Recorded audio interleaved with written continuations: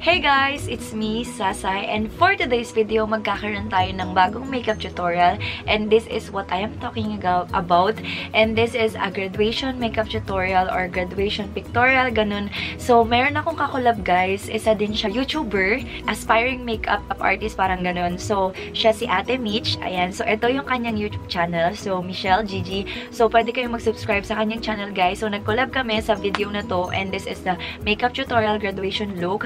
And, ayun guys, subscribe na kayo para makasali na rin kayo sa hashtag Team Gorgeous niya. Hinahangaan ko din siya guys pagdating sa mga makeup tutorial kasi sobrang galing niya. Ang galing niya, as in yung skills niya, pang makeup, mga guru talaga ganun. So, ayun. So, very thankful din ako kasi pumayag siya na makakolab ko siya for this video. And, ayun nga guys, after nyo mapanood tong video na to, just click the link on the comment section para mapanood nyo guys yung video niya din kung paano niya gawin yung kanyang makeup tutorial na for graduation look. If you wanna know how I did this look, then just keep on watching.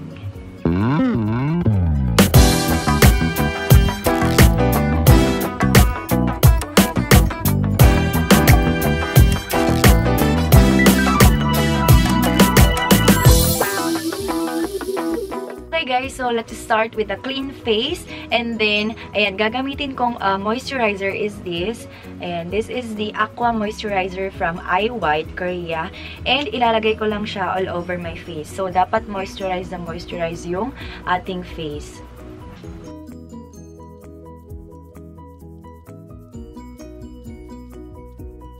Okay, so for our primer, syempre, ito lagi yung ginagamit ko sa channel ko. This is the Quick FX na No Shine Mattifier. Ayan siya.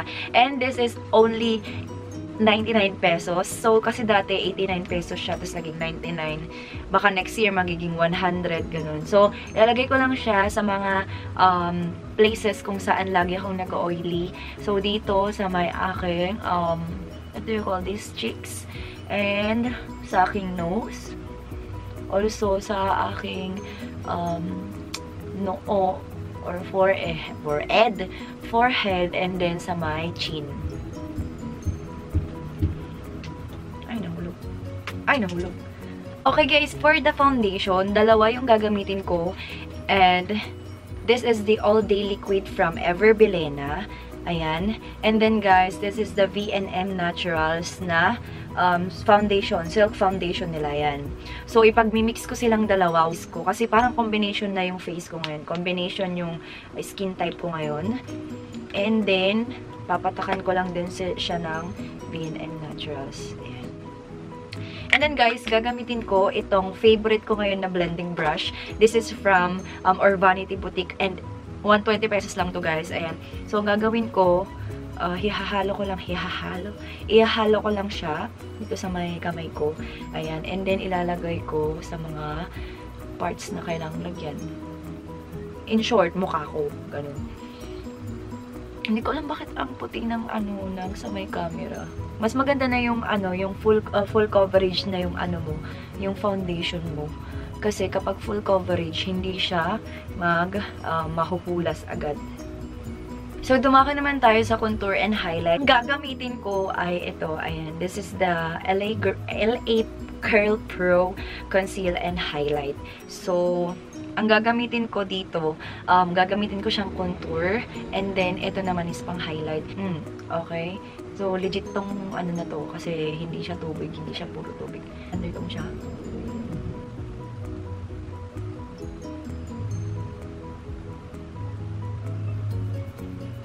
Okay, so guys, magkikilay na tayo. And ang gagamitin kong pangkilay is this EB Advance. Ayan. Ito yung kanilang eyebrow kit. So, kinahihiligan ko siya ngayon kasi sobrang ganda niya pangkilay, guys. Alam nyo na yun. So, guys, meron siyang gel dito, which is yun yung pang-hold mo dun sa eyebrows mo or sa mga buhok sa eyebrows mo. Ayan. Okay guys, so my kilay is done, and medyo nahirapan ako siyang i-shape kasi hindi ako nag-ahit. Pero anyway guys, so magko-contour na tayo. Ito ang gagamitin kong pang-contour. This is from EB Advance na yung kanilang Shade and Light palette. So ang gagamitin kong brush is this. Ano siya, medyo pa-curve siya, ganun. Pero uunahin ko muna is yung nasa ilalim ng aking eyes. Ayan, lagyan natin. Ayan. Para ma-highlight talaga siya. Itong shade na ito yung gagamitin natin. This is the banana yata. Banana. So, ayan na yung itsura. And then, gagamitin ko ito. Itong nasa baba niya. And then, mag-highlight na tayo.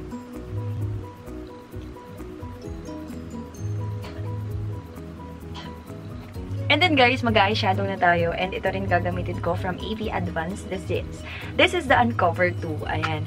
So, ang shade na gagamitin ko is more on brown lang tayo guys today. Kasi nga, diba, simple lang. And, ewan ko kung simple pa itong ginagawa ko. Pero, ito yung gusto ko na makeup ko pag ako ay gagraduate. Parang ganun. Okay, so, gagamitin ko itong brown na shade dito. Ayan. Sa aking crease.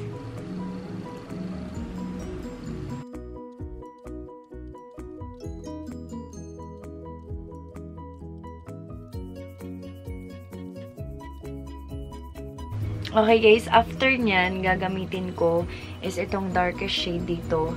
And konti-konti lang dun sa may gilid.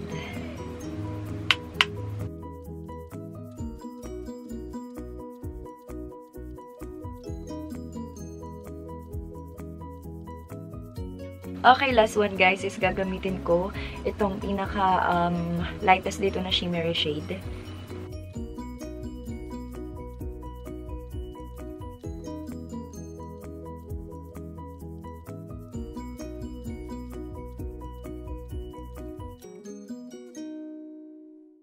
So, ang gagamitin kong powder is this from Vice Cosmetics.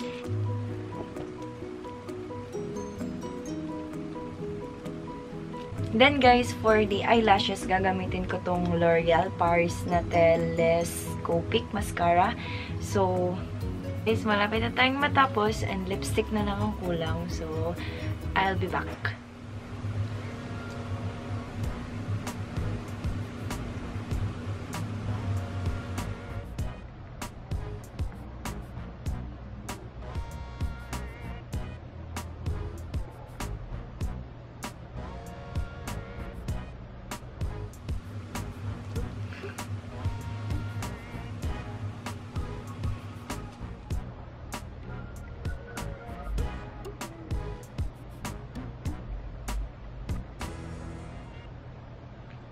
So, yun nga guys, ito na yung final look ng makeup tutorial natin today. So, very simple lang siya and then medyo elegante rin tignan kasi tignan nyo naman, kumikinang tayo. And then, pag may mga lighting, ayan, kapag sa picture taking siguro, kinakailangan ng gagamitin mong makeup is yung hindi nagkakaroon ng white cast. White cast means yun yung parang may white-white kapag ka nag-flush sila, ganun. So, ayan nga, pwede rin tong pang makeup na pang graduation pictorial or graduation na talaga, ganun. So, pag graduation nyo na talagang mas bongga pa, pwede nyo pang lagyan ng eyeliner and then eyelashes yung inyong mata pagka ginaya nyo itong makeup tutorial na to. And ayun guys, thank you so much for watching and I hope nakatulong ako sa paghahanap nyo ng look for your graduation. Ayun, so thank you guys again for watching and I hope na wag kayong magsasawang supportahan ako. And then 6,000 subscribers na tayo guys. I'm so happy kasi 6,000 subscribers na tayo. Parami ng parami yung mga Scitastic Fam, #Scitastic Fam. And then, ayun nga guys, before I end this video, just please don't forget to subscribe to my channel and hit the notification bell para lagi kang updated sa lahat ng future videos ko. And follow me on all my social media accounts, sasayg__. So, bye guys! Thank you so much for watching.